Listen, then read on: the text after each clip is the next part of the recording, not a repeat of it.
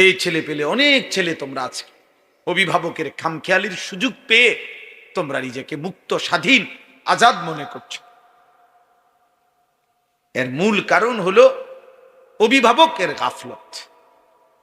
অভিভাবক কিছুই বলে না, যার ফলে ছেলেটা নিজের মতো হাসে, নাচে, লাফায়, ফুর্তি করে, মন চাইলে নাচ দেখে, নর্তকী দেখে, জিনা ব্যভিচারের দৃশ্য দেখে, অসৎ বন্ধুদের সাথে আড্ডা দেয়, কি বলে, কি করে, কি খায়, কোথায় চলে, কি দেখে। আমার তো অনেক আফসোস মনে। এমন যুবক আছে আপনাদের, এমন অনেক কিশোর ছেলে একসাথে বসে এমন উলঙ্গ ছবি দেখে, কোনো কুত্তাও এটা দেখে না। এমন বিশ্রী কথা বলে, কোন কুত্তার জবান দিয়া এত নোংরা কথা বের হয়। একজন মনে করেন মন চাইছে একটার লাথি দিয়া লাইছে, একটার শার্ট ধরে টান দিয়া লাইছে, মানে পাগলামি আর কি। কারণ অভিভাবক নাই, যে কেউ যে টানে টেনে ধরবে এমন কেউ নেই, কেউ যে ফেরাবে এমন কেউ নেই। ছেলে ছেলের মতো, মেয়ে মেয়ের মতো। মেয়ের নিজের কাছে যেটাই পছন্দ হয় ও ওইটাই পড়ে, ওইটাই তার সাজ। তাইলে তার বাবার কি দরকার ছিল? স্ত্রী যদি নিজের মতোই সাজে তো স্বামীর কি দরকার ছিল? স্বামীর কি দরকার ছিল? জীবন মানে যদি যৌন চাহিদা পূরণ হয় তার বিবাহের কি দরকার ছিল? এটা তো পথে ঘাটেই পূরণ করা যায়, পথে ঘাটেই পূরণ করা যায়। তা আল্লাহ তাআলা একটা বিবাহ, একটা পরিবার, একটা সম্বন্ধ, এই সব কিছু দিচ্ছেন এই জন্য যে এটা শুধু যৌন চাহিদা পূরণ নয়, লজ্জাস্থানের চাহিদা পূরণ নয়, বরং একটা জীবন গঠন, একটা পরিবার গঠন। এটা একটা পরিবার হবে, এই নারী পুরুষ স্বামী স্ত্রী একত্র হবে। এটা শুধু আপনার যৌন চাহিদা না, বরং এর মধ্যে একটা পরিবার, একটা বংশ, একটা সংসার, একটা আগামী প্রজন্ম, এইভাবে একটা সিলসিলা নতুন করে জারি হোক। আমার মা, আমার বাবা, তো তাদের সম্বন্ধ, তো তার বরকতে আমরা 5 ভাই আলেমে দ্বীন হইছি। 3 বোন দিনদার স্বামীর কাছে বিবাহ দেওয়া হয়েছে। 5 ভাই 3 বোনের বর্তমানে 30-34 জনের মতো ছেলে মেয়ে সব মাদ্রাসায় পড়তেছে। তো সেটা ওই বাবা মার কঠিন সিদ্ধান্ত ছিল। তাহলে একটা জেনারেশন, একটা ফ্যামিলি। হযরত ইব্রাহিম আলাইহিস সালাম আল্লাহর ঘর কাবা পুনর্নির্মাণ করে ইসমাইলকে সাথে নিয়ে বাবা পুত্র মিলে দোয়া করছে, আল্লাহ আপনি আমাদেরকে ওমিন যুররিয়াতিনা উম্মাতাম মুসলিমাতাল লাক। অনেকগুলো দোয়া, এর মধ্যে এটা একটা দোয়া যে আল্লাহ কিয়ামত পর্যন্ত আমাদের বংশধারায় আপনি এমন মানুষ রাখবেন যারা আপনার আনুগত্যশীল মুসলিম, এমন জাতি কিয়ামত পর্যন্ত আমার ফ্যামিলিতে রাখে। 30 বছর পরে, 50 বছর পরে, 70 বছর পরে যেন আমার ফ্যামিলি হারিয়ে না যায়, যে আর কেউ আল্লাহ চিনে না, আর কেউ সেজদা দেয় না, আর কেউ মসজিদে যায় না, আর কেউ রবের কোরআন চিনে না। এই পৃথিবীতে হাজারো লক্ষ মানুষের ফ্যামিলি, খোদার কসম এমন আছে 70 বছর পরে, 50 বছর পরে, 30 বছর পরে ওই ফ্যামিলির আর কেউ আল্লাহ চিনে না, আর কেউ নামাজ পড়ে না। হয়তো দাদা নামাজ পড়তো, হয়তো দাদার বাবা নামাজ পড়ত। আমাদের ইন্ডিয়ার একজন বড় বুজুর্গ আওলাদে রসুল সৈয়দ আরশাদ মাদানী হযরত একবার এটা বলছিলেন, এক দেশে সফরে গিয়ে একটি ছোট্ট গ্রামের পাশে ওনারা গাড়ি থামাইয়া নামাজের ওয়াক্ত হইছে, তো নামাজ পড়ছেন। তো নামাজ যখন রাস্তার পাশে রুমাল বিছাইয়া ওনারা 4 জন যখন নামাজ পড়ছেন, তো ওই রাস্তার পাশের বাড়ির ভিতর থেকে একজন বৃদ্ধা নারী, 90-92 বছর বয়স্কা নারী, বুড়া মানুষ, লাঠি ভর দিয়ে ওনাদের কাছে এসে জিজ্ঞেস করছে যে তোমরা এটা যা করলা এখন কি করলা এটা? তো ওনারা বুঝাইয়া বলছেন যে এটা আমাদের রবের প্রার্থনা, ইবাদত, নামাজ। তখন ওই বৃদ্ধা নারী চোখের পানি ফেলে কাইন্দা বলছে, ওনার ওই আল্লাহওয়ালা বলছেন যে ওই বৃদ্ধা নারী চোখের পানি ফেলে বলছে, তোমাদের এই দৃশ্য দেখে আমার মনে পড়তেছে ছোট্টবেলায় আমি যখন পিচ্চি ছিলাম, আমার দাদি নানিরা এরকম করত। আমার দাদি নানিরা এমন করতেন। আজ সময়ের ব্যবধানে তারা ভুলে গেছে, ওই চিনতেছে না নামাজ কি। মনে করেন 60 বছর 50 বছর যখন 30 বছর যখন কোনো ফ্যামিলিতে হালাল উপার্জনের কোনো কথা হয় না, তো একদিন সব হারাম করবে। একদিন নাতি ফুত সবে বুঝবো যে সুদের ব্যবসা, কিস্তির ব্যবসা। এটাই একটা ছেলে যদি 40 বছর 30 বছর 20 বছর জন্মের পর থেকে সে যদি ছোট্টবেলায় বুঝ হওয়ার পর থেকেই দেখে তার বাপ দাদা চাচা ভাই সব বিড়ি সিগারেট খায়, এই ছেলেটা বুঝবে এটাই জীবন, এটাই জীবন। একটা মেয়ে যদি বুঝ হওয়ার পর থেকে দেখে তার মা বেপরদা, চাচার লগে কথা কয়, ভাসুরের সাথে কথা বলে, যে কোনো মানুষের লগে কথা কয়, রাস্তাঘাটে চলাফেরা করে, তো খোদার কসম ওই মেয়ে এটাই শিখবে যে এটাই জীবন, এটাই জীবন। এই জন্য আজকে আমি প্রথম আপনাদের কাছে এই বালিকা মাদ্রাসা মুসলমানের মেয়েদেরকে দিন শিখায়, মুসলমানের ছেলেদেরকে আলাদা দিন শিখায়। এই ব্যবস্থাপনা আমাদের হক্কানি রব্বানি উলামায়ে কেরামের, যে মুসলমানের কন্যা আলাদা দিন শিখবে, মুসলমানের ছেলে আলাদা দিন শিখবে, যেন কোনো পর্যায়ে কোনোভাবে গুনার কোনো স্পর্শ যেন না হয়। কারণ ছেলে মেয়ের, নারী পুরুষের নির্দিষ্ট সময়ে একত্র হওয়া বিবাহের মাধ্যমে, এটা আল্লাহ তাআলার এমন চূড়ান্ত এমন একটা নিয়ামত, এই নিয়ামতের বরকতে প্রজন্মের পর প্রজন্ম, যদি আব্দুল কাদের জিলানীর বাবা মা একত্র না হতেন তো জামানার এই আউলিয়া কোত্থেকে আসতো? যদি বাইজিদ বুস্তামির মা বাবা একত্র না হতেন তো বাইজিদ বুস্তামি নামের এই জামানার বিখ্যাত বুজুর্গ কেমনে আসতো বলেন? এই জন্য নারী পুরুষ স্বামী স্ত্রীর পবিত্র বন্ধন এটা গুরুত্বপূর্ণ একটি সমাজের দায়িত্ব। এটা ছেলেদের আখলাকের হেফাজত করা, মেয়েদের আখলাকের হেফাজত। একটি পরিবারের প্রধান, খোদার কসম, বাবা মার প্রথম দায়িত্ব তার পরিবারের ছেলে মেয়েদের ঈমান আমল আখলাকের হেফাজত করা। আল্লাহর নবী সাল্লাল্লাহু আলাইহি ওয়াসাল্লাম বলছেন, তোমরা তোমাদের সন্তানের বয়স যখন 10 বছর হয়, ওয়াফাররিকু বাইনাহুম ফিল মাদাজি', আল্লাহর নবী সরাসরি বলছেন তোমাদের সন্তানের বয়স যখন 10 বছর হয় তোমরা বিছানা আলাদা করো। স্পষ্ট নিষেধ ইসলামী শরীয়তের মধ্যে, যে 10 বছর বয়সী দুই ভাই, আপন দুই ভাই এক লেফ কম্বলের নিচে শোয়া স্পষ্ট নিষেধ। 10 বছর বয়সী দুই বোন, ভাই বোন, আপন ভাই বোন একত্রে এক বিছানায় শোয়া সম্পূর্ণ নিষেধ।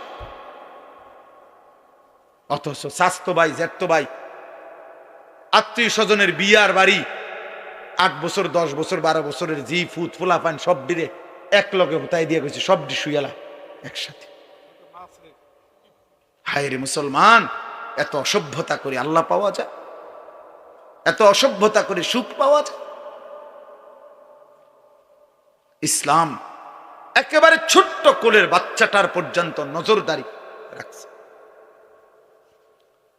নবী সাল্লাল্লাহু আলাইহি ওয়াসাল্লাম এত গুরুত্ব দিছে যে একটা বাচ্চার নাম এত গুরুত্বপূর্ণ যে আজীবন নবীজি যখনই কারণ নাম শুনছেন এলোমেলো, আল্লাহ নবী তৎক্ষণাৎ সুন্দর নাম ঠিক করে দিছে, এখন ঠিক করো, এখন ঠিক করো। নামের সাংঘাতিক প্রভাব। বুজুর্গানে দিন বলে মানুষের বক্তব্যের, মানুষের লিখনির শিরোনাম দেখেই বোঝা যায় ভিতরে কি হবে। কোন মানুষের নাম শুনেই বোঝা যায় তার ঘর, তার পরিবার, তার ফ্যামিলির রুচি, ঈমান, আমল, আখেরাত, তাদের ফিকির কেমন। নামে তুইছে রিফন, নামে তুইছে লিটন, নামে তুইছে সফন, তো তার বাবার ভিতরে, মার ভিতরে আখেরাত পরকাল কদ্দুর আছে এটা তো শুনলেই বোঝা। নাম শুনেই তো আন্দাজ করা যায়। বুঝেন নাই কথা?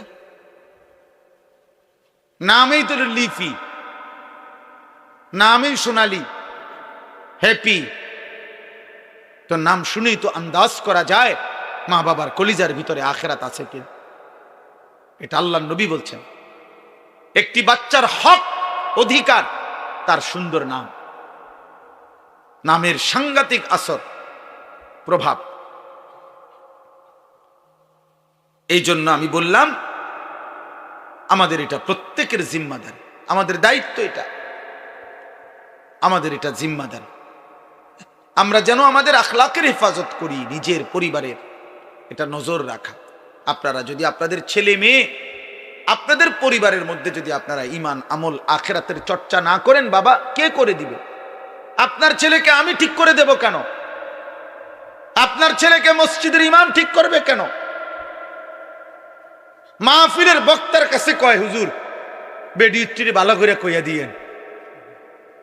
মাহফিলের বক্তারে দায়িত্ব দিছে, আমনে বেডি হেবড়ার আমি ঠিক করে দিব, ভালো করে কইয়া দিবেন। কেন? আপনি ঘোড়ার ঘাস পারেন? আপনি পুরুষ না? আপনি কাপুরুষ?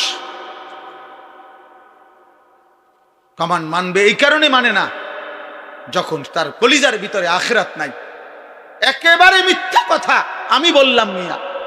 কোন মানুষের কলিজার ভিতরে যদি আখিরাতের ভয় থাকে আর দিলের মধ্যে যদি থাকে আমার বিবি বাচ্চাকে আমি জাহান্নাম থেকে বাঁচাবোই বাঁচাবো, খোদার কসম একদিন না একদিন চোখের পানি ফেললে, আল্লাহর কাছে আহাজারি করলে আসমানওয়ালা রব নিজে পরিবর্তন করে দিবে।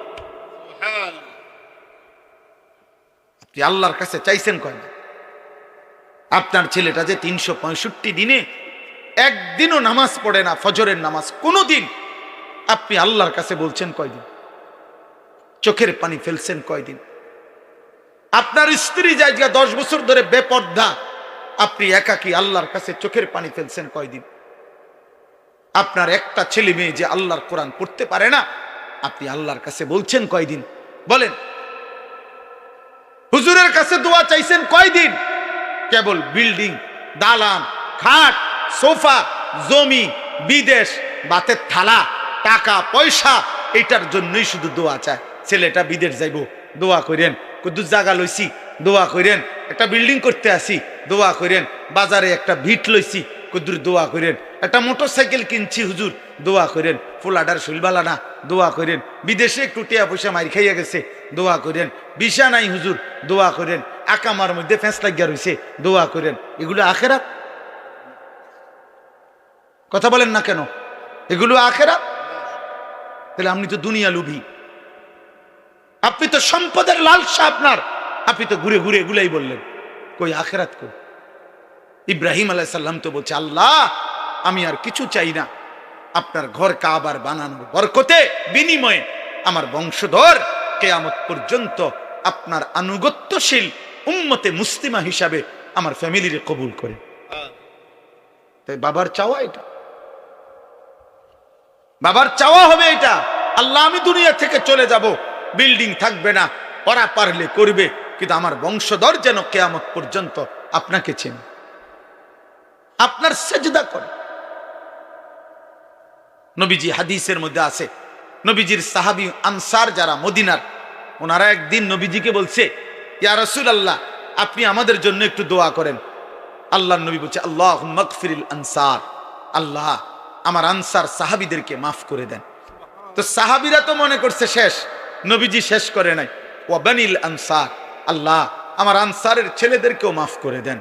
ওয়া আবনাই বানিল আনসার, আল্লাহ আমার আনসারের সন্তানের সন্তানদেরকে মাফ করে দেন। এইভাবে 7 পুরুষ পর্যন্ত নবীজি দোয়া করছে। দোয়া চাইছে শুধু উনি নিজের জন্য, আল্লাহর নবী উনার বংশধারার 7 পুরুষ পরবর্তী প্রজন্মের জন্য নবী মাগফিরাতের দোয়া করে দিয়েছে। তাইলে দোয়া তো এইটা, দোয়া তো আখিরাত, দোয়া তো স্ত্রী, সন্তান এবং নিজের পরকাল, পরকাল। এই জন্য বাপ, একটি সুন্দর সমাজ গঠন করতে হইলে, একটি নিরাপদ পরিবার, একটি নিরাপদ সমাজ সাজাইতে হইলে ছেলে মেয়ে, নারী পুরুষের ইসলাম যেই বিধান দিছে যার অবস্থান যেভাবে থাকার কথা, যাকে যেভাবে চলার কথা, যার জন্য যেটুকু অনুমতি, খোদার কসম এটা না মানলে আল্লাহর এই জমিন কোনোদিন শান্তি, স্বস্তি, নিরাপদ হবে না। একটি সমাজের গুরুত্বপূর্ণ অংশ হলো এটা। নারী পুরুষের চলা ফেরা, উঠা বসা, আচরণ শরীয়ত মোতাবেক চলা।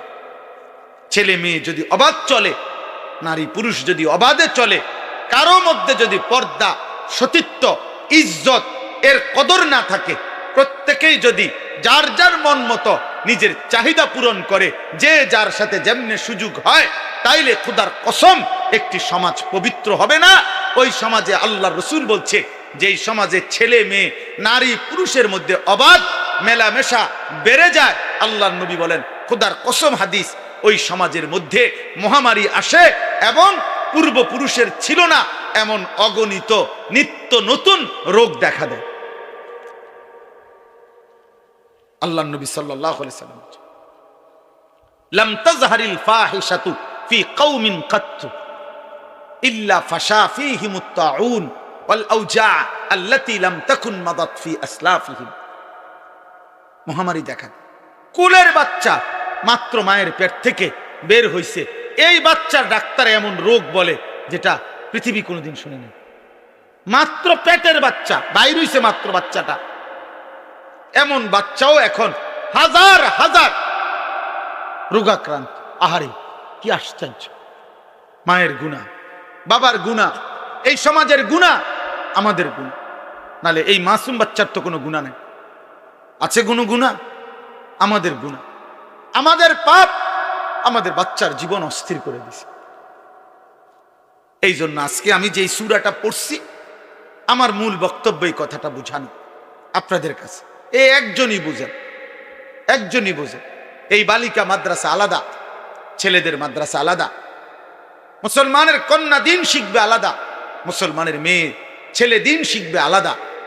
নারী পুরুষের শরীয়তের যেই সীমারেখা, এটা যেখানেই লঙ্ঘন হবে সেখানেই ইনসান আর ইনসান থাকবে না, পশু হয়ে যাবে, পশু হয়ে যাবে। এই জন্য ইসলামী শরীয়তের মধ্যে সবচেয়ে কঠোর, কোন মুসলমানদের উপরে, মুসলিম সমাজে ইমানদারদের যত পাপ আছে, এই সমস্ত পাপের মধ্যে সবচেয়ে ভয়ানক, ইসলামের শরীয়তে, কোরআনে, আল্লাহর বিধানে সবচেয়ে ভয়ানক শাস্তি হলো জিনা এবং ব্যভিচারের শাস্তি। ইসলামের এই বিধানের চাইতে কঠোর শাস্তি অন্য কোনো আমলে নাই, বিধানে নাই। বুঝছে? ইসলামে যত শাস্তি আছে তার মধ্যে ব্যভিচারের শাস্তি, নারী পুরুষ ছেলে মেয়ের অবাধ মেলামেশা, এটার শাস্তি সবচেয়ে জঘন্য। এই জন্য আসমানের নিচে জমিনের উপরে মুসলমানের দ্বারা হতে পারে সবচেয়ে জঘন্য পাপ কোনটি? জিনা, ব্যভিচার। ব্যভিচার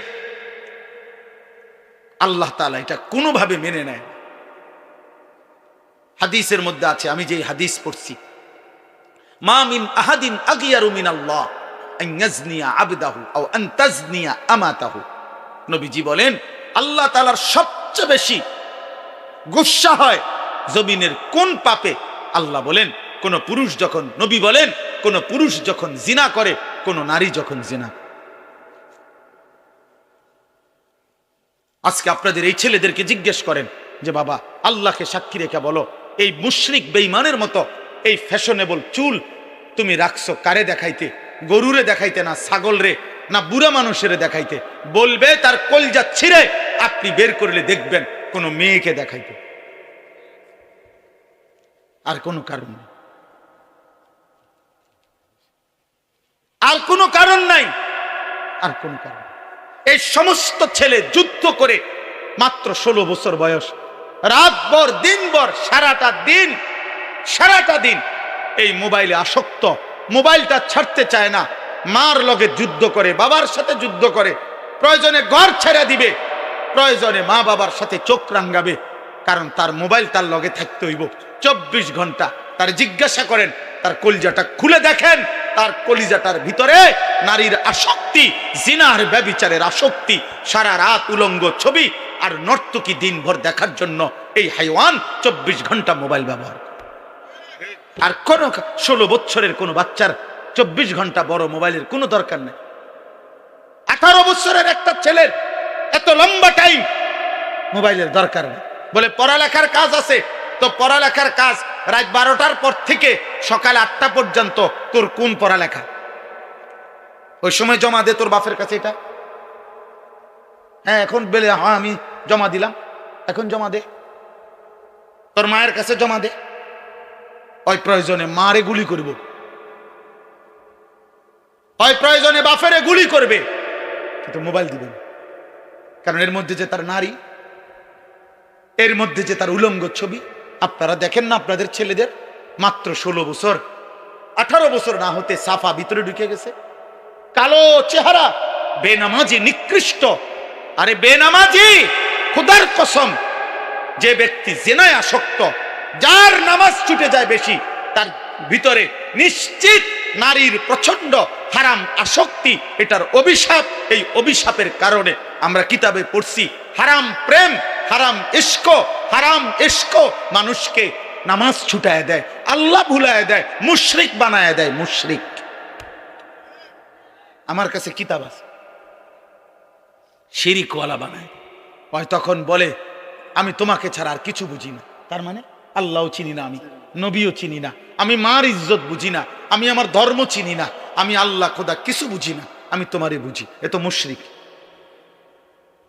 এ তো বেঈমান।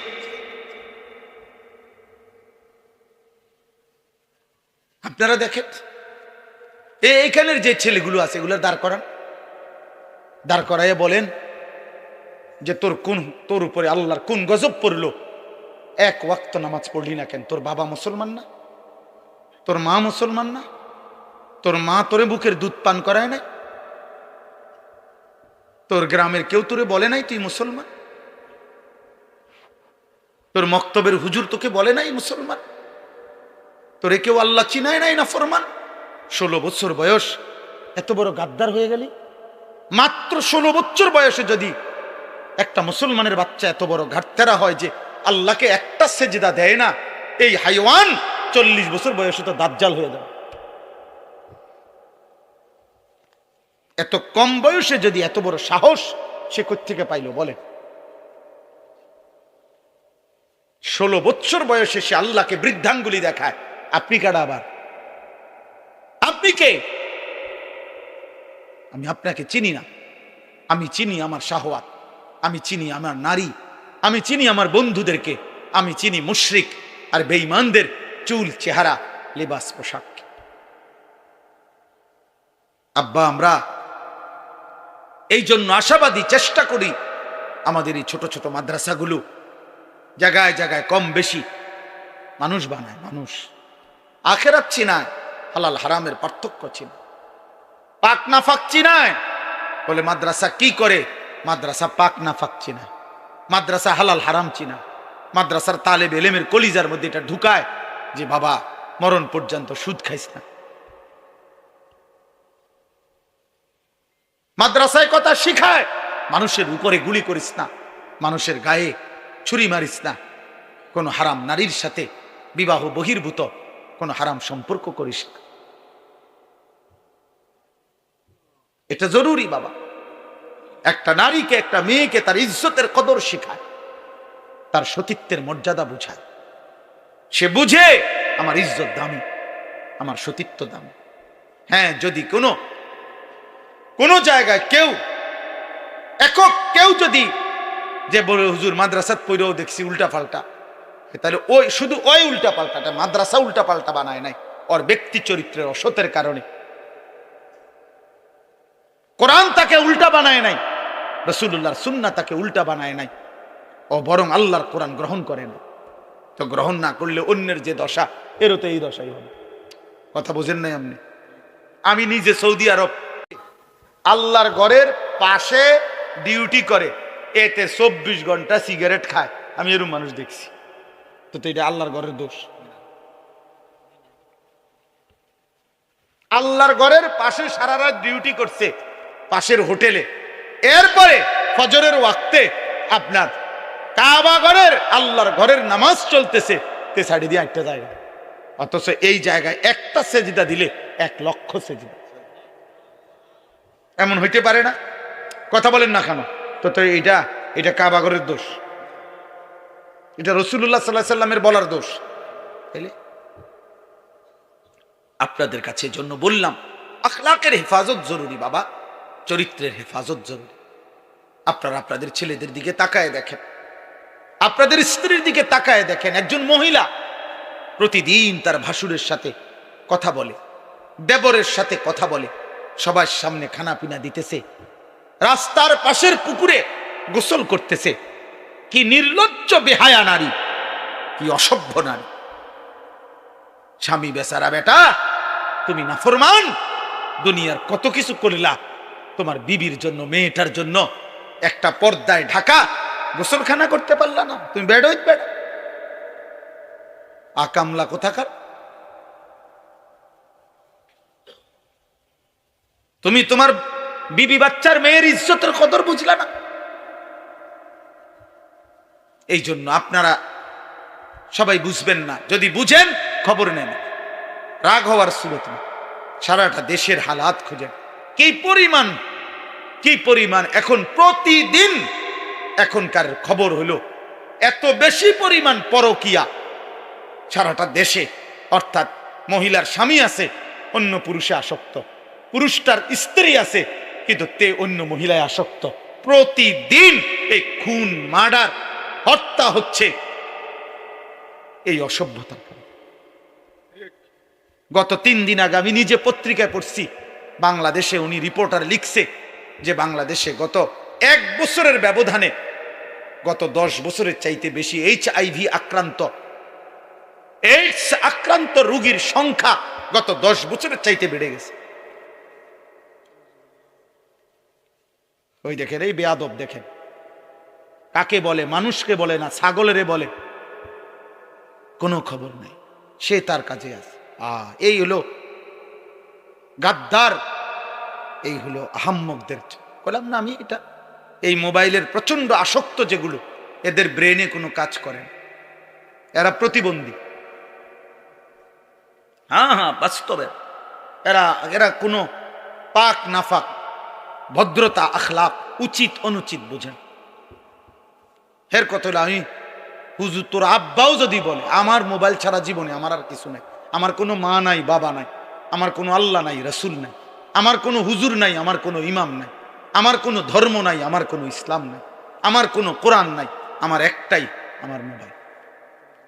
নারী, ছবি, উলঙ্গ দৃশ্য, জিনা, ব্যভিচার, অশ্লীলতা, বেহায়াপনা, উল্লাস, মদ, জুয়া, এই জীবন আমার, এই জীবন।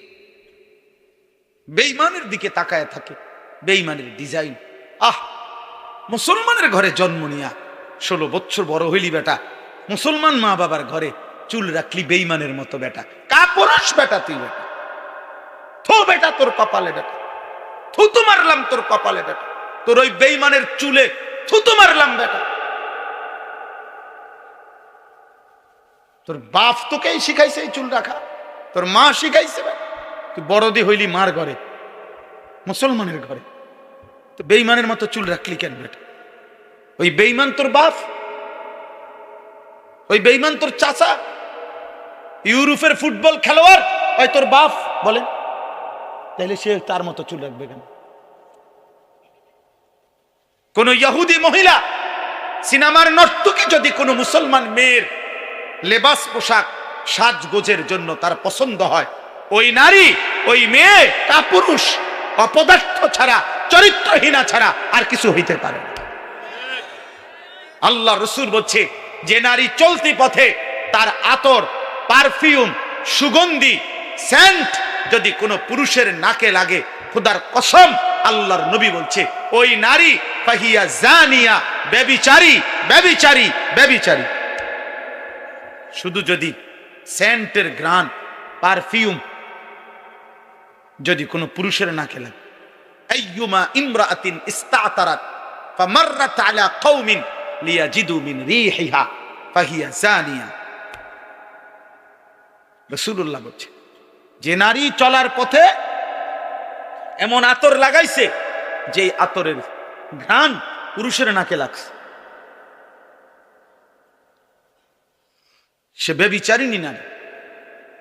আল্লাহ তাআলা কোরআনে বলছে, ওয়ালিয়াদরিবনা বিখুমুরিহিন্না আলা জিউবিহিন্না, হে মুসলিম নারী, সারা দেহ একে তো তুমি পোশাক দিয়ে ঢাকবে, দ্বিতীয়ত লম্বা মোটা ভারী চাদর বোরখা দিয়ে ঢাকবে। এরপরে আবার আল্লাহ বলছে তোমার চেহারা তোমার বক্ষ আলাদা আবারও মোটা পোশাক দ্বারা, আলাদা খিমার আলাদা ওড়না দ্বারা আবার ঢাকবে। তোমার ইজ্জতের দাম বেশি, তোমার ইজ্জতের দাম বেশি। তুমি নারী, তোমার গর্ভে আব্দুল কাদের জিলানী, তোমার গর্ভে বাইজিদ বুস্তামি, তোমার গর্ভে আম্বিয়ারা আসছে, তোমার গর্ভে আউলিয়ারা আসছে, তোমার গর্ভ থেকে সাহাবা জন্মাচ্ছে। তুমি নারী দামি, দামি। হরিণের মৃগনাভি কস্তুরী খুব দামি। এজন্য হরিণ থাকে জঙ্গলের সবচেয়ে গোপন জায়গায়। হরিণ কোনোভাবেই কারো চোখে পড়তে চায় না, কারণ সে বুঝায় আমি বড় দামি, আমার উদরে মানে আমার ভিতরে অনেক দামি নিয়ামত আল্লাহ রাখছেন, মৃগনাভি কস্তুরী। ঠিক আল্লাহ তাআলা বলছে নারী তুমি দামি, তোমার গর্ভে আমি আল্লাহ তাআলা জামানার বড় মুজাদ্দিদ, জামানার বড় আউলিয়া, মুজাহিদ, আলেম, উম্মতের বড় খাদেম আমি তোমার গর্ভ থেকে দেব। কাজে তুমি দামি। তুমি রোডে যাইও না, তুমি রাস্তা যাইও না, তুমি মানুষের বেড়ায় দেখাইও না, তুমি শরীর প্রদর্শন করো না। আল্লাহ নিষেধ করছে, ওয়ালা তাবাররাজনা তাবাররুজাল জাহিলিয়াতিল উলা। হে নারী, তোমরা অজ্ঞ নারীদের মতো তোমরা নিজেদের সৌন্দর্য প্রদর্শন করো না, করো না। ওয়ালা ইয়াদরিবনা বিআরজুলিহিন্না লিউলামা মা ইউখফিনা মিন যিনাতিহিন্না। আল্লাহ তাআলা বলেন, হে মুসলিম নারীগণ, জমিনের মধ্যে তুমি এভাবে হেঁটো না যে একটু জোরে, একটু ঠাস ঠাস করে, একটু ভঙ্গিমা করে হাঁটার কারণে তোমার দেহের অবস্থান, শরীরের অবস্থান, তোমার অলংকারের অবস্থান, ঝংকার আওয়াজ পর পুরুষে শুনতে পায়, এটাও তুমি করবা না। আমি আল্লাহ নিষেধ করলাম, নিষেধ করলাম, আল্লাহ নিষেধ করছে। ওয়ালা ইউবদিনা যিনাতাহুন্না, তোমার সৌন্দর্য তুমি প্রকাশ করো না। আল্লাহ তাআলা বলছে, কত আয়াত যে কোরআনে বলছে, কত আয়াত। আল্লাহ তাআলা বলছে, মান ইয়াতি মিনকুন্না বিফাহিশাতিন মুবায়্যিনা ইউদাআফ লাহাল আযাব। আল্লাহ বলছে, হে মুসলিম নারী, আমি আল্লাহ বললাম তোমার দ্বারা যদি প্রকাশ্যে কোনো অশ্লীলতা ছড়ায়, তোমারে দেখা যদি কোনো ছেলে নষ্ট হয়, তোমারে দেখা যদি কোনো পর পুরুষ ছেলে চরিত্রহীন হয়, মেয়েটা নারী, তো আল্লাহ বলেন আমি কিন্তু তোকে প্রত্যেকটা পাপের ডবল ডবল দ্বিগুণ দ্বিগুণ শাস্তি দেব। তোর নিজের পাপ, ওই ছেলের পাপ। এটা কোরআন শরীফের আয়াত। এজন্য যেই সমস্ত মহিলা, মেয়ে বেপরদা, হারাম কোন প্রেম সম্পর্ক অথবা নিজের শরীর প্রদর্শন করে, এদের দিকে যত পুরুষ তাকায়, এই সমস্ত পুরুষের যত গুনাহ হয়, ওই অসভ্য নারী সবগুলো গুনার শাস্তি, নিজের পাপ আবার এদের পাপ সমপরিমাণ নিয়ে শাস্তি ভোগ করতে হবে। খোদার কসম, এটা কোরআনের আয়াত। আল্লাহ বলছেন আমি ছাড়ব না, আমি নিষেধ করছি। আমি তোমাকে দামি বানাইছিলাম, আমি তোমাকে ইজ্জতওয়ালা বানাইছিলাম। ইসলাম নারীকে কি সম্মান দিছে বলেন। মাটির নিচে ছিল, ন্যূনতম কোন মর্যাদা, জীবন্ত মাটির নিচে দাফন করে দিত কন্যা সন্তান। ইসলাম সেই মনে হয় যেন কবরের থেকে উঠাইয়া আমার নবী মর্যাদা দিতে দিতে বলছে, আল জান্নাতু তাহতা আকদামিল উম্মাহাত, মায়ের পায়ের নিচে সন্তানের জান্নাত। তাহলে মা কোথায়? পরে বোঝেন না, মহিলার পায়ের নিচে যদি জান্নাত হয় তো এবড়ি কোনায়? জান্নাতের উপরে। তার মর্যাদা কোথায়? জান্নাতের ঊর্ধ্বে। নারী জান্নাতের ঊর্ধ্বে। সুবহানাল্লাহ। অতএব আজকে এতটুকুই কথা, আপনারা বুঝেন, আমরা বুঝি। আমাদের এই বালিকা মাদ্রাসা, আমাদের ছেলেদের মাদ্রাসাগুলো আমরা আখিরাত শিখাই, আমরা চরিত্র শিখাই, আমরা আখলাক শিখাই। আমরা ইমানের হেফাজত করতে বলি, আমরা আখলাকের হেফাজত করতে বলি। আল্লাহ আমাদেরকে বুঝ দান করেন, আল্লাহ আমাদেরকে কবুল করে নেন। দেখেন, এবার আমি যেটুকু আয়াত পড়ছি, এবার শুধু তর্জমাটুকু শুনেন, তাইলে কথা শেষ। কোরআনুল কারীমের 18 নম্বর পারা 24 নম্বর সূরা, সূরায়ে নূর। এই সূরা আল্লাহ তাআলা কি বলছে শুনেন, অত্যন্ত গুরুত্বপূর্ণ কোরআনের সূরা। আল্লাহ তাআলা বলেন, বিসমিল্লাহির রহমানির রহিম। কথা বলো না, কথা বলো না। আল্লাহ তাআলা বলেন, এই দেখেন 3টা আয়াত পড়ছি মাত্র, 18 নম্বর পারা 24 নম্বর সূরা। সহজ, আপনি বুঝবেন সহজ কথা। আল্লাহ তাআলা বলেন, সূরাতুন আনজালনাহা, এই সূরাটি আমি আল্লাহ নাজিল করেছি। পুরা কোরআন কে নাজিল করছে? এই সূরাটা কে নাজিল করছে? তো আল্লাহ এরপরও আবার বলতেছে, এই দেখো, এই সূরাটা কিন্তু আমি নাজিল করছি, আমি আল্লাহ নাজিল করছি। খামখেয়ালি করো না, আমি আল্লাহ, আমি তোমার রব, আমি তোমার সৃষ্টিকর্তা, আমি তোমার হিসাব গ্রহণকারী, আমি কিন্তু ফায়সালাকারী। ওয়া ফারাদনাহা, এই সূরার বিষয়টা হালাল হারাম যা বলছি এখানে, এটা আমি ফরজ করেছি।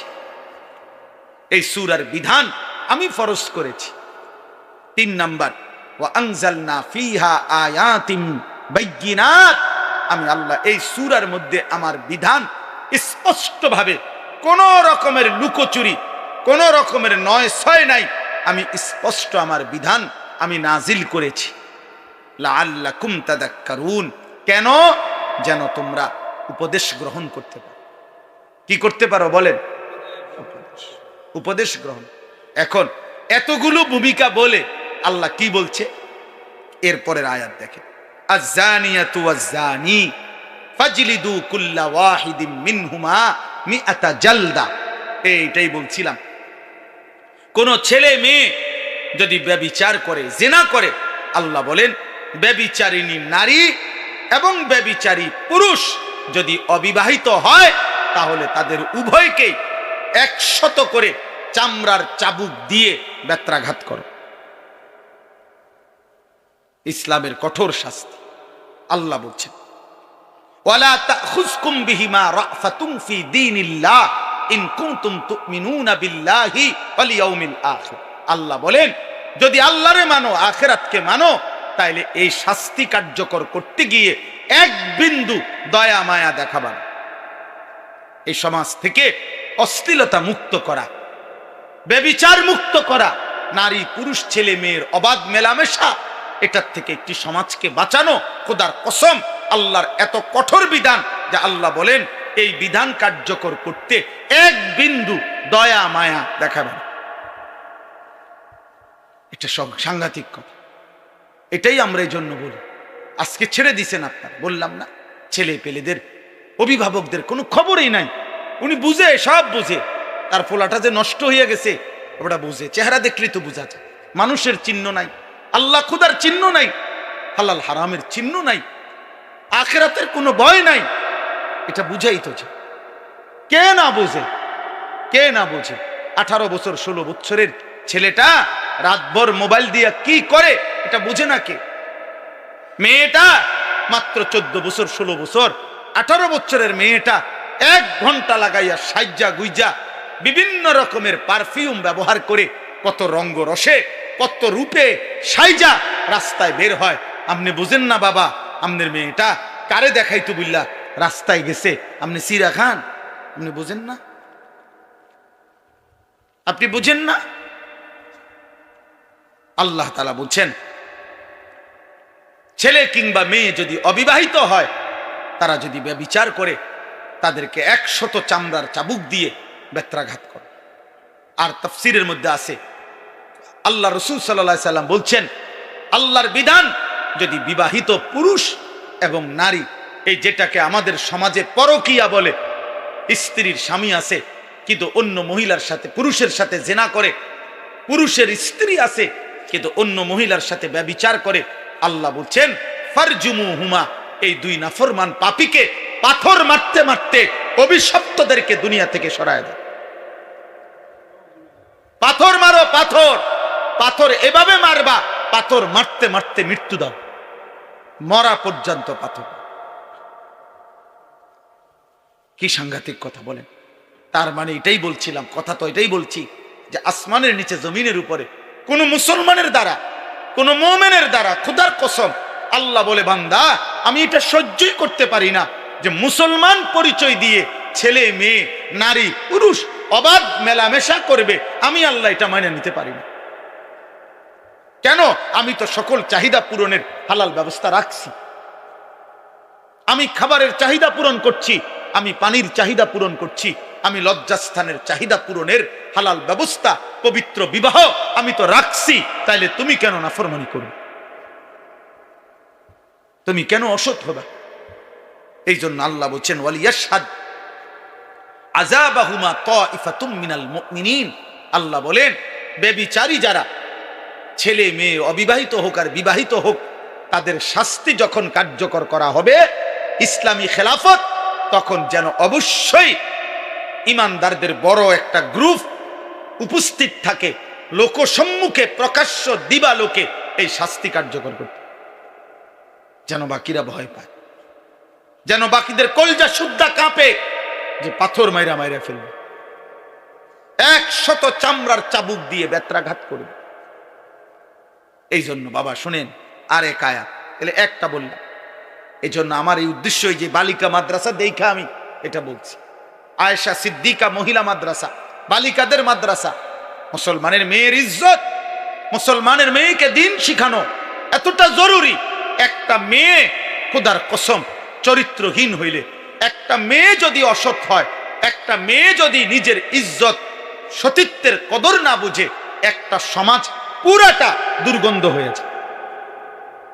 কারণ একটা মেয়ে বেপরদা হওয়া মানে ওই শুধু গুনাহ করছে একজন। আমি একটা মিথ্যা কথা বলছি, এটা আমি বলছি। আমি একটা টাকা চুরি করছি, এটা আমি করছি। আমি কাউকে একটা গালি দিছি, এটা আমি দিছি, আমার পাপ। কিন্তু একটা মেয়ে বেপরদা হওয়া, একটা মহিলা বেপরদা হওয়া, একটা মেয়ে বিবাহ বহির্ভূত কোন ছেলেকে নিজের সাথে সম্পর্ক করা, একটা মহিলা এটা করা, এটা শুধু তার একটা পাপ না, এটা একটা সমাজ, একটা জাতি, একটা মহল্লা, একটা সংসার ধ্বংস করে দেয়। শুধুমাত্র সে নষ্ট হয় না, ছেলেটাকে নষ্ট করে দেয়, পুরুষটাকে নষ্ট করে দেয়।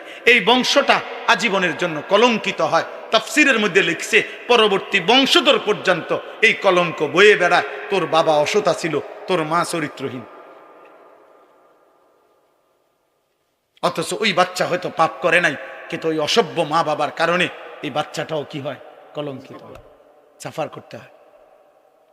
এজন্য আল্লাহ তাআলা বলছেন কোনোভাবে ব্যভিচারের কোন পরিবেশ মুসলমানের সমাজে হইতে পারবে না, মুসলমানের সমাজে হইতে পারে। এরপরে শুনেন আশ্চর্য হাদিস।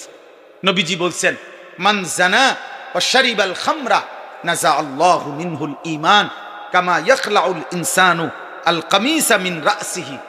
সাংঘাতিক কথা এটা। নবীজি বলছেন কেউ যখন ব্যভিচার করে, জিনা করে, নারী পুরুষ অবাধ মেলামেশা করে এবং মদ পান করে, এই তিন জিনিস সবসময় একসাথে থাকে। যেখানে নারী, হারাম নারী, সেখানে মদ আছে, সেখানে গান আছে। যেখানে গান বাদ্য আছে, সেখানে মদ আছে, সেখানে নারী আছে। যেখানে মদের আড্ডা, সেখানে নারীরও আড্ডা, সেখানে গানেরও আড্ডা।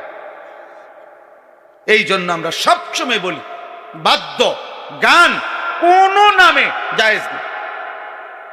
বাদ্যযন্ত্র গান, এই গান বাদ্য ধর্মের নামে, ভক্তির নামে, আউলের নামে, বাউলের নামে, ফাউলের নামে, বাটপারের নামে, কোন নামে জায়েজ নেই। গান বাদ্য হারাম। গান বাদ্য কি? হারাম। ধর্মের নামেও হারাম, অধর্মের নামেও হারাম। সিনেমাত গাইলেও হারাম, আবার ভক্তিমূলক গাইলেও হারাম। হারাম হারাম, সাফ কথা, হারাম। যেখানেই বাদ্য বাজে খোদার কসম, সেখানেই শয়তানের আওয়াজ বাজে। এটাই হাদিস। না না, এটা হাদিস তো, এটা কোরআনের আয়াত। সাউতুশ শাইতান আল গিনা ওয়াল মাজামির। গান বাদ্য হলো শয়তানের আওয়াজ, শয়তানের আওয়াজ, শয়তানের আওয়াজ। হ্যাঁ, শয়তানের আওয়াজ। সাউন্ড বক্স, বিয়ে শাদীর মধ্যে যারা গান বাজায়, এই অসভ্য জোয়ান বুড়া এগুলা সবগুলা হইল মূলত দুনিয়া লুভি। এরা বুঝছে বেড়া বেড়ি হুইতালাউন হইল মূল মাকসাদ। আর কি কিসের আখেরাত আর কি এর কি? বাজা বেড়া ডেকসেট বাজা, তোরাও নাচ, বেড়া বেড়িও নাচ। হ্যাঁ কই এত ফ্যান্ডেল আলগা করার এত টাইম কই? বেড়ি বেড়িত বেড়িত খানা কদ্দুর এক লগে বইয়ে খাইয়া লাইব, এত তান টোয়াইও না চাই। হ্যাঁ এন্তিকা কোম্পানিগঞ্জ 20 মিনিটের রাস্তা, এত গাড়ি আলগা করার দরকার নাই। এক হাইয়েসের ভিতরে বেড়া বেড়ি সাপ দিয়ে বইয়ে লাও সবাই। আরে ফত কদ্দুর হুদা 20 মিনিটের রাস্তা, 20 মিনিটের গুণা না। আর কিতা এটা হালকা ফিডা দিব সামান্য, 20 মিনিটের গুণায় আর ফিডাটাই কিতা? 20 মিনিটের জাহান্নাম আর কদ্দুর, অত হালকা একটা সুবানি দিয়া উড়াই লেবে। হ্যাঁ খামখেয়ালি আখেরাত, খামখেয়ালি আমরা মনে করি আখেরাত। আহা নাউযুবিল্লাহ, এটা কঠিন কথা হোক কিন্তু এটা মনে রাখতে হবে। জিনা ব্যভিচারের পরিবেশ, তো আল্লাহর নবী কি বলছেন? যে জিনা করে, মদ পান করে, বাবা শুনেন, নবীজি বলছেন আল্লাহ তাআলা তার অন্তর থেকে ঈমান এভাবে খুলে ফেলে, আহা মানুষ যেমন তার শরীর থেকে জামা খুলে ফেলে। কোন মানুষ যেমন তার শরীর থেকে জামা খুলে ফেলে, জিনা এবং মদ পান করিলে আল্লাহ তার কলিজা থেকে ঈমান খুলে ফেলে।